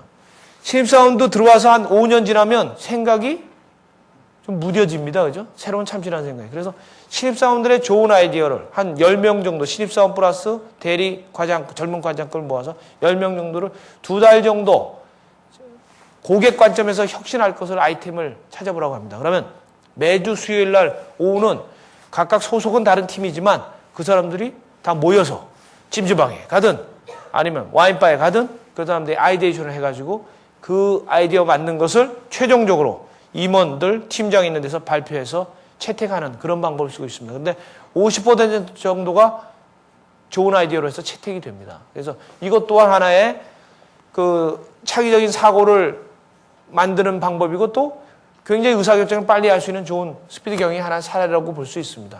그리고 매달 한 번씩은 사장님이 전 직원한테 메시지, 그 다음에 CMO, 이게 칩 마케팅 오피서, 저 얘기하는 겁니다. 제가 우리 마케팅 모든 부서에다가 메시지를 전합니다. 그래서 그것 또한 서로 간에 빨리 눈높이를 같이 맞추는 것이 의사결정을 굉장히 빨리 할 수 있는 하나의 방법 아니냐. 회의할 때는 모래시계 회의. 이게 모래시계가 되게 30분짜리가 있죠. 그죠? 그래서 1시간짜리면 2번 뒤집으면 됩니다. 그래서 이것도 하나의 회의하는 문화도 혁신해서 스피드 경영을 하기 위한 하나의 방안이 되겠습니다. 두 번째는 고객 중심으로 혁신하는 겁니다. 그래서 매장을 저희들이 좀 바꿨습니다. 전체를 다 바꾸기는 너무나 비용이 많이 들기 때문에 단계적으로 바꿨는데 아마 통신사업자들이 유선 통신사업자든 무선 통신사업자든 대부분이 뭐냐? 대부분이 브루칼라를 많이 썼죠. 그죠? 브루칼라 왜 많이 썼습니까? 첨단 이미지가 있고 두 번째는 신뢰 줄 수 있다는 신뢰 이미지가 있다는 겁니다. 근데 다들 가면 겨울철에 들어가면 무지하게 썰렁하고 무지하게 춥습니다. 느낌이. 그래서 보다 고객한테 밝고 따뜻하게 감성적으로 다가갈 필요가 있어서 최초로 KTF가 오렌지 컬러를 매장에 적용하기 시작했습니다. 해보그타임의 오렌지 퍼지미를 매장에 적용한 거죠. 그래서 이게 적용한 매장이고요. 쇼핑백도 오렌지 컬러로 바꿨습니다. 그 다음에는 요즘 고객 정보보호가 굉장히 중요시 되지는데 은행에서 많이 하고 있는 게 주로 비밀번호 입력하는 시스템이죠. 그래서 이 부분을 지금 시범적으로 되게 주민등록번호 얘기하고 이런 거 굉장히 고객보호 입장에서 중요한 거기 때문에 고객들이 원하지 않습니다. 그래서 이런 식으로 핀번호, 핀패드를 이용해서 하는 방법을 지금 시범적으로 계속 지금 확대를 하고 있고요. 모니터도 가능하면 서비스 내역을 확인하거나 이런 걸 할 때 말로만 하면 고객이 잘 이제는 신뢰를 못 합니다. 사실 이게 이동통신 쪽이 제일 애로사항이 뭐냐면 직접 경영하는 거라기보다는 유통 쪽은 전부 다 대리점 사장하고 계약 관계로 이루어지다 보니까 대리점이 원하지 우리 회사가 원하지 않는데 고객한테 치팅하거나 좀 안 좋은 경우가 많이 있습니다. 그걸 또 우리가 다 부담을 해야 되는 입장인데 그래서 그걸 좀 더 신뢰관계를 갖기 위해서 상담원의 내용과 실제 고객이 보는 화면을 같이 쌍방향 모니터 같은 걸 둬가지고 내역을 쉽게 확인할 수 있는 거. 이런 어프로치를 지금 계속 확대를 하고 있습니다. 두 번째는 디자인 경영입니다. 아까도 말씀드렸지만 이게 작년에 2005년도 색채 디자인 대상 5개 대상 작품입니다. 프루지오 대우 아파트고 킨텍스 어디 있죠? 일산에 있습니다. 브루블랙 폰입니다. 블루 컬러. 그 다음에 이거는 해버굿함의 오렌지 컬러. 이게 인정을 받았습니다. 그 다음에는 도시락이라는 뮤직 포탈, KTV 뮤직 포탈의 컬러 코드. 이게 음악인데 어떻게 시각적으로 저렇게 표현했냐 해가지고 좋은 평가를 받아가지고 5개 부문 중에서 2개가 KTF가 대상을 받은 그런 사례가 되겠습니다. 그 다음에 디자인 관련돼서는 아까도 말했지만 김영 사장의 좋은 크리에이티브한 아이디어 이런 것을 우리 경영에다가 좀 접목시키기 위해서 버추얼 칩 크리에이티브 오피서 굉장히 이름이 길죠. 이런 역할을 지금 하게끔 하고 있고요. 최근에 저희들이 디자인을 대개 디자인하면 제조업체, 뭐 단말기업체, 삼성, LG 뭐 이런 쪽에 디자인을 얘기하고 화장품에서 얘기하지만 서비스 사업자인 통신 서비스 보이지 않는 서비스를 하는 서비스 사업자가 디자인을 얘기하는 경우는 굉장히 드뭅니다. 우리나라에서는 처음이고 없습니다. 하지만 저희들이 고객한테 보이든 보이지 않든 모든 쪽의 서비스에 디자인의 컨셉을 적용했다는 겁니다. 디자인을 고객들이 중요시하기 때문에 그런 면에서 저희들이 디자인을 하고 최근에 광고도 한번 소개를 드렸는데 한번 보실까요? 한번 보여주시죠. 스크래치 편.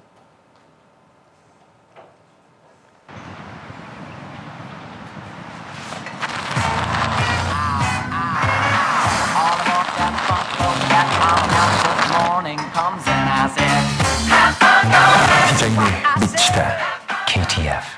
네, 디자인 바이 KTF거든요. 요거 하나 더 보실까요? 이모티콘 편.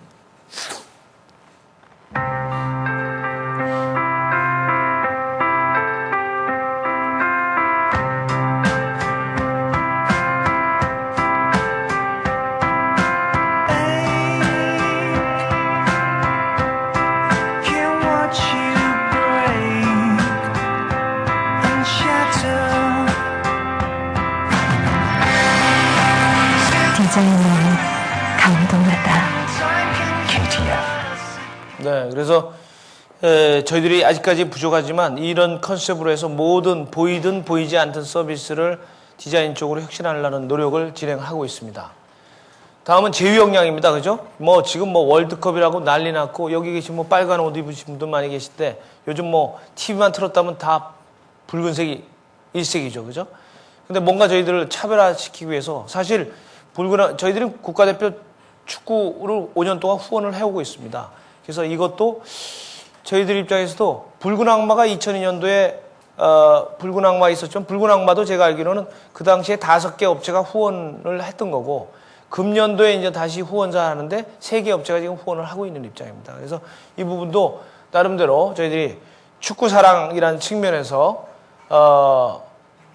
축구사랑 휴대폰 그래서 4개 기종을 축구사랑으로 해서 1,000원씩 여기 이거 가입하시면 이 폰으로 가입하시면 KTF가 받는 1,000원 중에 1,000원을 기금으로 축구발전 기금으로 쓰는 거 하고 축구 최초 사랑 국내 최초로 축구사랑 야구사랑 요금 출시 같은 걸 해가지고 매월 기본료의 1.6%를 학구 축구발전이나 야구발전 기금에 적립하는 그런 식으로 해서 사회 공헌도 하면서 나름대로 어떤 제휴에 대한 것을 소개하는 그런 커뮤니케이션을 하고 있습니다.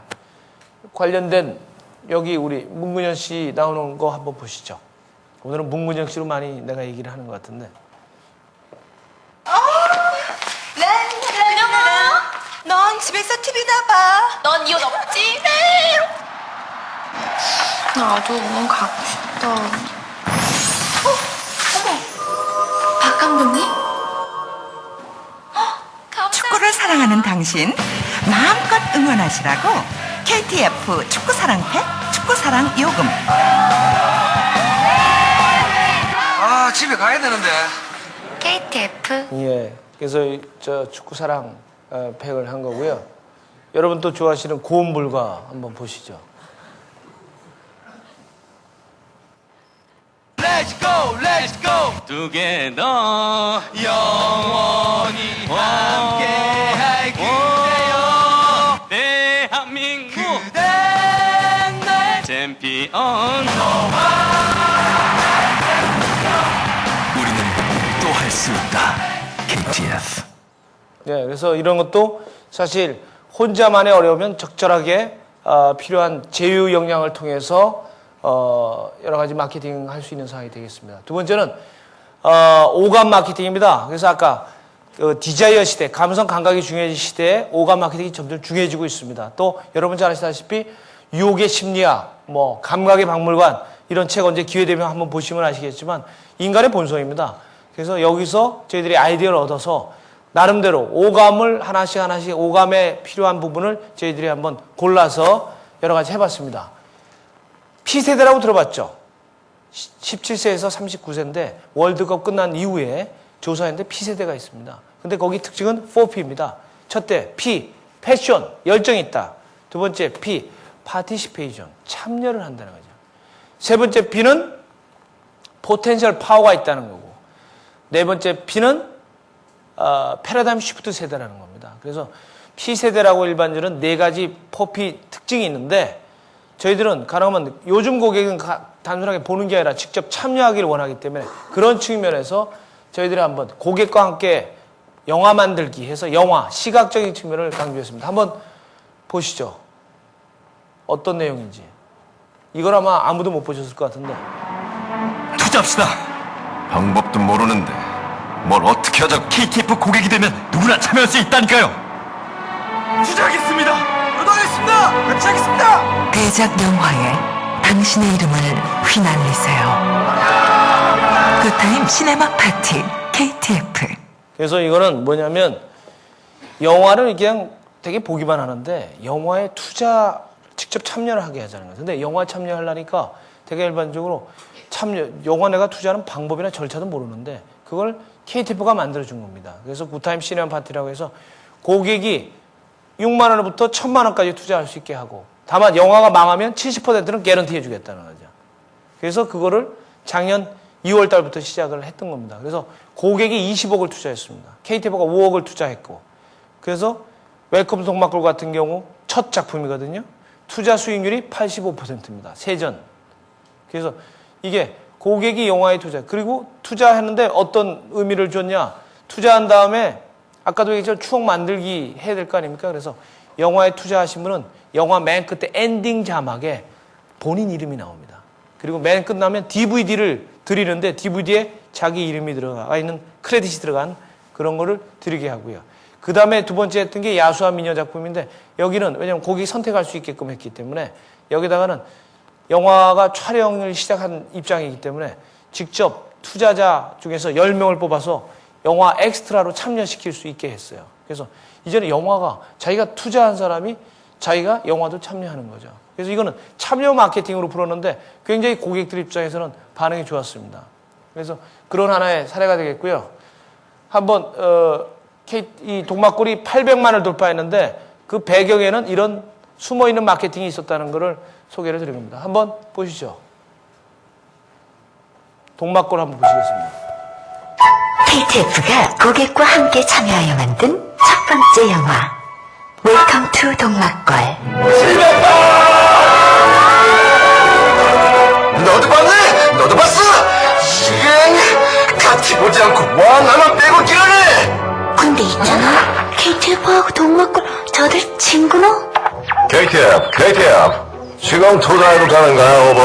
아저씨는 뭘로 투자해요? 난 시네마 파티인데 시네마. 이런 이씨 사람이면 말을 하고 대답을 해요. 투자를 할 때는 안 하고 뭔 소리기만 질러대고 다음에는 함께 할래요? 근데 KTF가 영화에 다 투자했나? 이런 이씨 좋은 시간 만드는데 뭘 불가리나? 많이 봤어. KTF가 같이 하면 많이 좋아. 어떻게 잘했는지. 위대한 고객력의 비결이 뭐예요? KTF KTF가 많이 밀었지 뭐. 근데요, KTF와 동막걸도 연합부입니까? 지금 우리도 좋은 영화 찍대 아닙니까? 그 말 되는 거라. 기캐하니까 대박 맞구나. 야.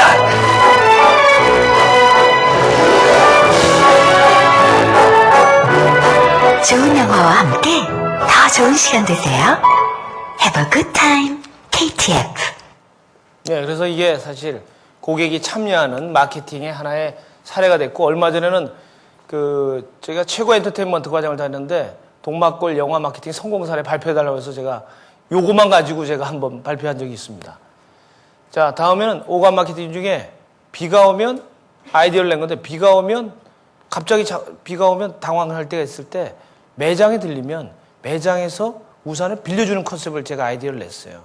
그리고 나중에 집 근처에서 대리점에 반납하면 되겠다 그랬더니 실무 회의하는데 다 반대예요. 왜냐? 우리나라는 우산 갖고 가면 안 온다는 거지. 그래서 일본은 되게 돌아오는데 우리나라 안 돌아옵니다. 그래서 좋아, 그러면 고객한테 그래도 부담은 많이 줄 수 없으니까 고객의 마일리지가 있으니까 마일리지를 일정 부분 차감하면 보다 그거에 대해서 좀 밸류를 느낄 거 아니냐. 명품은 아시다시피 공짜가 없습니다. 그죠? 그래서 가능하면 그렇게 풀자해서 굿타임 우산을 드리는 캠페인을 했는데 작년, 재작년 했는데 굉장히 인기가 좋았습니다. 그래서 그것도 하나의 저희들이 오감 마케팅의 일환인데 한번 오랜만에 한번 보시죠. 광고로도 저희들이 커뮤니케이션 했는데.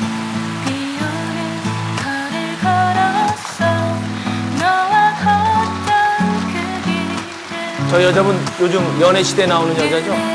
그죠? 우산 있나요? 우산이 하나밖에 없는데. 하나요? 같이 쓰실래요? 여름 내내 좋은 시간 되세요.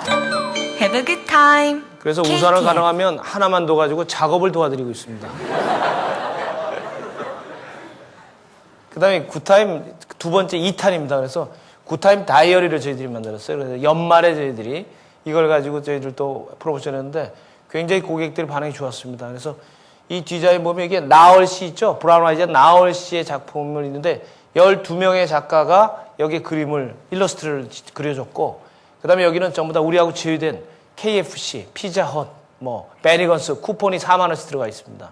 거기에 또 뮤직 들을 수 있는 도시락 쿠폰 한 달짜리 넣어가지고 45,000원의 밸류가 있는, 기본적으로 그걸 가지고 저희들이 굿타임 다이어리라고 해서 연말 연시에 저희들이 하는 겁니다. 그러니까 비가 올 때는 굿타임 우산, 연말 연시에는 다이어리가 필요하기 때문에 다이어리. 근데 이게 다이어리가 웃긴 게 가운데 구멍이 뚫어져 있습니다. 그래서 아마 아시는 분은 이런 다이어리가 있나 했는데 굉장히 젊은 층부터 호응을 크게 얻었던 그런 마케팅 사례가 되겠습니다. 다음은 도시락, 여러분 잘 아시다시피 도시락인데 단순하게 도시락이라는 로고만 쓴 게 아니라 여기다가 시각적 효과인 컬러 코드를 같이 써가지고 저희들이 시도를 했고요. 여러분 재즈 좋아하시는 분은 자라섬에 재즈 페스티벌이 있습니다. 거기 저희들이 메인 스폰서로서 굿타임 재즈 파티를 하고 있습니다, 매년. 그 다음에 아까 모바일 소믈리에라고 해서 아까 와인병에 붙여가지고 바로 내용을 알 수 있는 어울리는 음식 테스팅 결과 마셔본 와인 저장하기.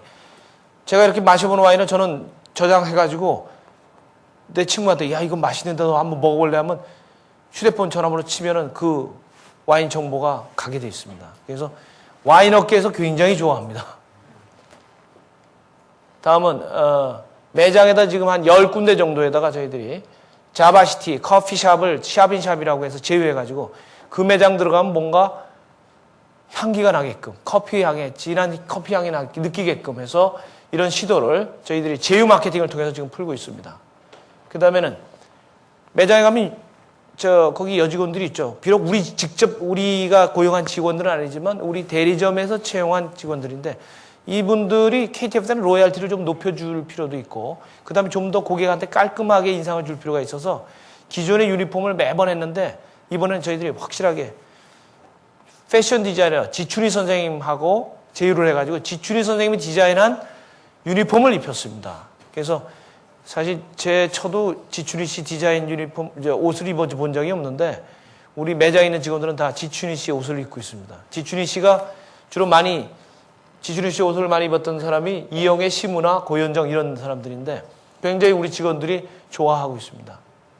다음은 식스 시그마라고 해서 아까 여러분 소개해드렸습니다만은 이 재무 한 2006년까지 목표는 재무제표에 반영되는 기준으로 한 500억 정도를 세이브할 수 있다고 저희들 보고 추진하고 있고요.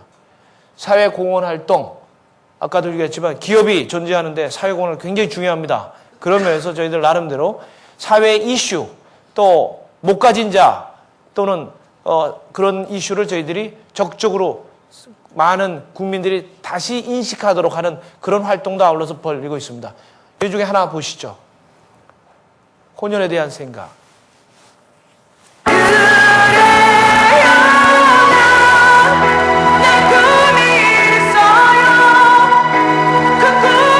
다른 인종의 피가 섞인 사람.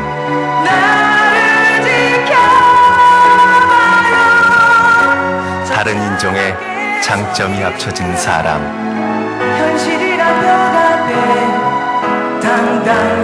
생각을 이동하라. KTF. 그러니까 단순하게 다른 민족의 피가 섞인 게 아니라 다른 민족의 장점을 지닌 사람이다. 이렇게 새롭게 생각을 이동하라는 그런 캠페인을 벌이고 있습니다.